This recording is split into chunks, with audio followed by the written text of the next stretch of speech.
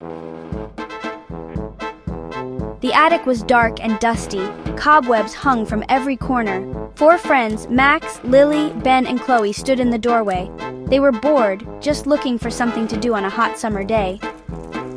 "I bet there's something cool up here," Max said. He stepped inside. The others followed hesitantly. The air felt heavy and still. A single beam of sunlight sliced through a crack in the wall, lighting up the dust particles dancing in the air. They explored the attic, their hands brushing against old furniture and forgotten toys. Lily coughed and covered her mouth with her hand. "This place is creepy," she whispered. Suddenly, Ben cried out. He held up a dusty wooden box. "Look what I found!" The box was carved with strange symbols. It looked ancient. Intrigued, the friends huddled closer. They wiped the dust off the box. Inside, they found a board game. It had a dark, worn board, strange tokens, and cards with even stranger pictures. The friends were both excited and nervous. They had never seen anything like it. "Let's play!" Chloe said. Her eyes sparkled with excitement. The others were hesitant, but Chloe's enthusiasm was totally contagious. They gathered around the attic floor and set up the game. The game was confusing at first. The rules were written in an old language. They had to guess how to play. Each player chose a token. They rolled the dice, moving their tokens around the board.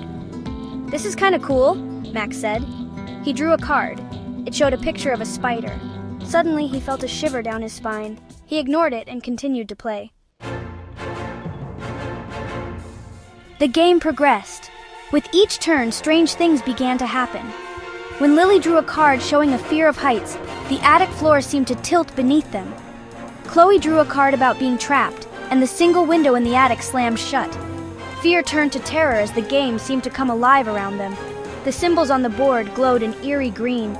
The tokens moved on their own. The attic grew colder, the air thick with a strange energy. "This isn't a game!" Ben shouted. He tried to knock the board over, but his hand passed right through it. They were trapped. They had to finish the game. They raced through the turns, their hearts pounding with fear. But Max was strangely silent. He was smiling. He liked the chaos. He liked the fear in his friend's eyes. "Don't rush," Max said, his voice cold. "This is the most fun I've had all summer."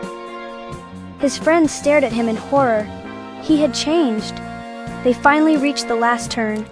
Chloe had to roll a 6 to win and break the curse. She held her breath and rolled the dice. It bounced, then landed on 6. A blinding light filled the attic. Then everything went silent and dark. They were back in the dusty attic. The game was gone. The friends were safe, but they were forever changed. Max was never the same. He had been touched by something dark and sinister. The game may be over, but something told them the game was not done with them. It was waiting, watching,